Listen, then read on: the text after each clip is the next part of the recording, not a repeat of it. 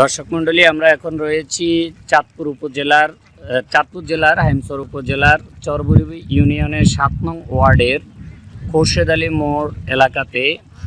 আমরা আজকে যে প্রতিবেদনটি আপনাদের সামনে উপস্থাপন করব সেটি হচ্ছে গবাদু পশু পাখির পালনের ক্ষেত্রে হাঁস পালনের একটা প্রজেক্ট বা খামার, সে সম্পর্কে আমরা আজকে কিছু তথ্য তুলে ধরার চেষ্টা করব।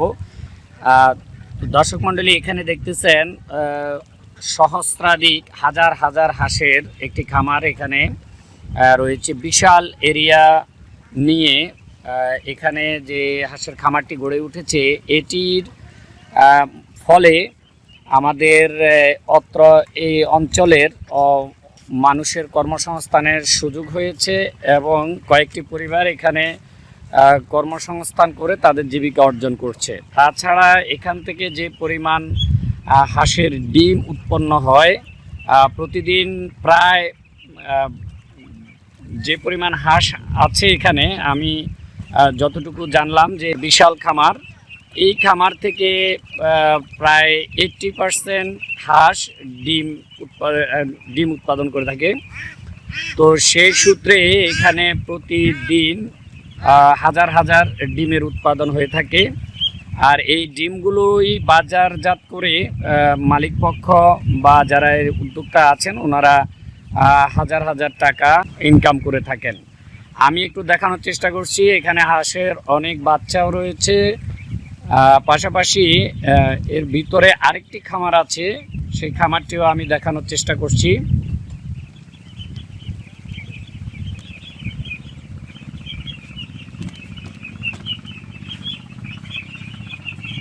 এখানে দেখতেছেন বিভিন্ন জাতের হাঁসের বাচ্চা এখানে রয়েছে। এরপরে একেবারে শেষের দিকে আপনারা ভিডিওটি দেখতে পারবেন, আমি ওই দিকেও একটু আপনাদেরকে নেওয়ার চেষ্টা করছি। সেখানেও রয়েছে অন্য প্রজাতির হাঁস, অর্থাৎ এখানে বিভিন্ন প্রজাতির হাঁস রয়েছে। হাঁসের বাচ্চা, এই সবগুলো হচ্ছে হাঁসের বাচ্চা। এখানে প্রায় ২৭০০ হাঁসের বাচ্চা এখানে রয়েছে। এটি মূলত তৈরি করার যে পরিকল্পনা বা ইচ্ছা জেগেছে, সেটি আমরা যিনি এর তত্ত্বাবধানে রয়েছেন ওনাদের সাথে কথা বলে আপনাদেরকে জানানোর চেষ্টা করব। তো সুপ্রিয় দর্শক মণ্ডলী, আমরা আরেকটু দেখানোর চেষ্টা করছি আরেকটা অংশ হাঁসের। এখানে দেখতেছেন বিভিন্ন প্রজাতির হাঁসের বাচ্চা এখানে রয়েছে এবং এখানে সংস্করণ কাজও করতেছেন। বিশাল এলাকা নিয়ে মেঘনা বিধৌত এলাকায়, নদী ভাঙন এলাকায় এই ধরনের উদ্যোগ এর আগে আমরা কখনো এই এলাকাতে দেখিনি।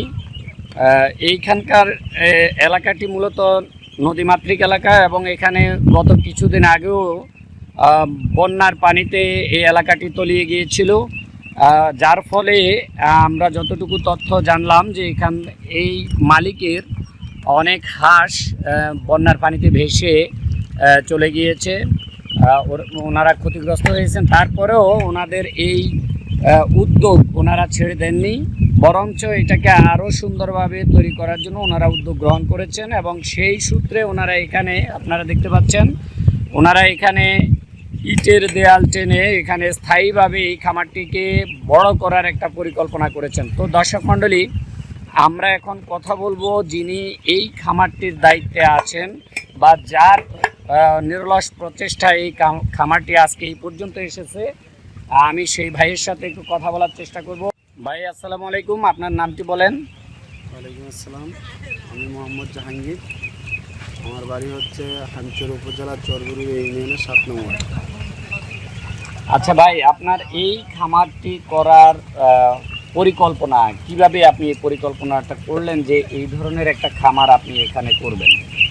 পরিকল্পনা না, সর্বপ্রথম আমার ইচ্ছে ছিল যে আমি কিছু একটা করবো। এই জন্যেই 2017 সালে আমি সামান্য কিছু হাঁস নিয়ে খামারটা শুরু করার পরে আস্তে আস্তে বাড়াইতে 2020 সাল পর্যন্ত মোটামুটি 5000 হাঁসের একটা দেশ আমি তৈরি করার পরে 2020 সালে এই ঈদের দুদিন পর যে বন্যা হয়, এই বন্যায় আমার বিশাল ক্ষতিগ্রস্ত হয়ে গেছে। আমার 3100 হাঁস বন্যা চলে যাওয়ার পরে পুনরায়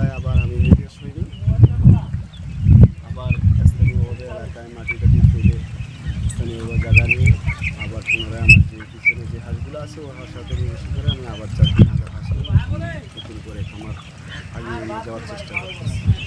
তো ভাই, আমরা যতটুকু আপনার সম্পর্কে জানলাম বা আপনার এলাকাতে ঢুকে প্রথমেই এই খামার সম্পর্কে আমরা কিছু তথ্য নেওয়ার চেষ্টা করেছি, তো সেখান থেকে জানলাম যে আপনার এখানে কিছু লোকের কর্মসংস্থান হয়েছে এর উদ্যোগে। তো কি পরিমাণ লোক আপনার এখানে কন্টিনিউ বা একেবারে স্থায়ীভাবে আপনার প্রজেক্ট শুরু থেকে অদ্যাবধি কাজ করে যাচ্ছে এবং তারা তাদের পরিবারের জীবিকা অর্জনের ক্ষেত্রে কতটুকু আপনার এই প্রজেক্টের ভূমিকা রয়েছে সেটা একটু দর্শকদের উদ্দেশ্যে বলেন। আমি আপাতত আমার এখানে হেচার সহ ফার্ম সহ মোট 10 জনের কর্মসংস্থানের ব্যবস্থা হয়েছে। আশা করি আলহামদুলিল্লাহ যদি বাঁচায়, আমার ফার্ম যদি আল্লাপাক টিকিয়ে রাখে, আগামীতে আমি আরও বাড়ানোর চেষ্টা করবো এবং আরও 2-4 জন লোকের কর্মসংস্থানের ব্যবস্থা যেন হয় সেই দিকে লক্ষ্য করে কাজ করব। আচ্ছা, আপনার এই খামারটা নিয়ে ভবিষ্যতের পরিকল্পনাটা কি? মানে এই খামারটার পরবর্তী যে স্টেপগুলো আপনার আছে সেটি একটু আমাদেরকে বলেন। আমাদের দেশ হচ্ছে নদীমাতৃক দেশ। আমাদের দেশে এই অঞ্চলে হচ্ছে সবাই নদীর সাথে সম্পৃক্ত। মাছের কোনো ইনকাম খুবই কম। নদীতে যখন মাছ থাকে তখন আমাদের অঞ্চলের লোকের একটা ইনকামের পথ থাকে, যখন নদীতে মাছ থাকে না তখন কোনো ইনকামের পথ থাকে না।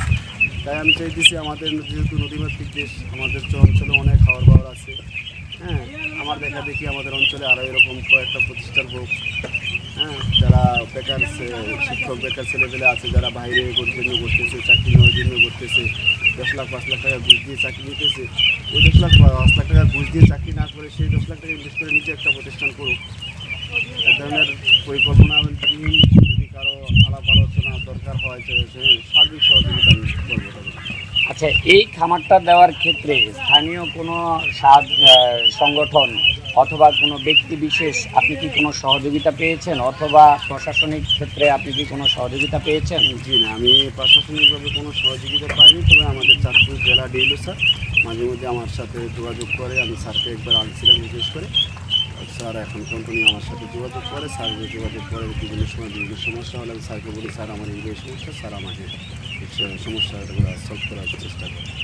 আচ্ছা, আপনার এখানে তো বিশাল এরিয়া নিয়ে আপনি এই প্রজেক্টটা করেছেন, আমরা দেখতে পাচ্ছি এখানে অসংখ্য হাজার হাজার হাঁসের বাচ্চা আপনার এখানে দেখতে পাচ্ছি। তো নিরাপত্তাজনিত কোনো সমস্যা হয় কি না, যে চুরি হওয়া বা কোনো ধরনের অঘটন ঘটার কোনো ধরনের লক্ষণ আপনি দেখতে পাচ্ছেন? না না, ওই ধরনের কোনো সমস্যা আমাদের। যাক, এই ধরনের কোনো সমস্যা আপনাদের এখানকার নেই, তাহলে এখানকার স্থানীয় মানুষজন আপনাকে সাপোর্ট দিচ্ছে। আচ্ছা, পরিশেষে আপনার কাছ থেকে যেটি আমরা জানতে চাচ্ছি সেটি হচ্ছে আপনার এখানে প্রতিদিন কি পরিমাণ হাঁসের ডিম আপনি উৎপাদন করতে পারছেন? আমার আগে তো প্রতিদিন 4000, 3500, 4000, 3200, 3400 এরকম ডিম আসতো। এখন তো আমার ওই দেশটা নেই, দেশটা বন্যা পানিতে চলে যাওয়ার কারণে এখন আমার সামান্য কিছু হাঁস আছে, 1000-1100 হাঁস আছে। আমি 700-750 ডিম বের করতে পারি। আবার আমার খাদ্য তৈরি করতে সময় লাগবে। আশা করি আল্লাহ চায় আমি প্রতিদিন আবার সেই 3000-3500 ডিম যেন আমার দৈনিক কালেকশন হয়, ওই পর্যায়ে আমি আমার বন্যার পানিতে ভেসে যাওয়া যে হাঁসগুলো আপনার যে ভেসে গিয়েছে বা হারিয়ে ফেলেছেন আপনি, সেক্ষেত্রে আপনার কি পরিমাণ ক্ষতি হয়েছে আনুমানিক? আমার হাঁস এবং এই মাছ মিলিয়ে প্রায় 30-32 লক্ষ টাকার মতো। আচ্ছা, এর পাশাপাশি কি আপনি মাছ চাষও করে থাকেন এখানে? জি। আচ্ছা, দর্শক মণ্ডলী, আমরা কথা বলছিলাম এই প্রজেক্টের, অর্থাৎ এই হাঁসের যে প্রজেক্টটা আছে, খামারটি আছে, এই খামারের যিনি মালিক তার সাথে কথা বললাম, জানতে পারলাম যে তার এই মহতি উদ্যোগের কারণে এখানকার প্রায় 10 থেকে 15টি পরিবারের কর্মসংস্থানের ব্যবস্থা করেছেন তিনি। এছাড়াও এখানকার বিভিন্ন মানুষজন ওনার এই খামারটিকে উপলক্ষ করে এখানে প্রতিদিন দেখতে আসেন, অনেকেই উৎসাহিত হচ্ছেন। যুব সমাজের যে উৎসাহ উদ্দীপনা নিয়ে তিনি তার কথার মধ্যে তুলে ধরেছেন যে যারা শিক্ষিত বেকার রয়েছে, বিদেশে যাওয়ার জন্য পরিকল্পনা করতেছে লক্ষ লক্ষ টাকা খরচ করে, তারা যেন বিদেশে না গিয়ে ওনার মতনই এই ধরনের মহৎ উদ্যোগ নিয়ে এলাকায় আরও কয়েকটি এই ধরনের হাঁসের খামার করলে তাহলে আরও কিছু লোকের কর্মসংস্থান হবে বলে তিনি আশাবাদী। আমরাও আশা করি এই এলাকার মানুষের উন্নয়নের লক্ষ্যে এই ধরনের যারা বিত্তশালী রয়েছে এই এলাকায়, আপনারাও এই ওনার মতো মহতি উদ্যোগ নিয়ে উনি হাঁসের প্রজেক্ট করেছেন, আপনারা আরেকটি অন্য কোনো পশু পাখির প্রজেক্ট করেন এতে করে আপনার এলাকার উন্নয়নে আপনার যে ভূমিকা রাখতে পারবেন সেটি আপনার জন্য বিরল দৃষ্টান্ত হয়ে থাকবে। দর্শক মণ্ডলী, আমরা আজকের মতো এখানে বিদায় নিচ্ছি। ভালো থাকবেন, সুস্থ থাকবেন। আল্লাহ হাফেজ।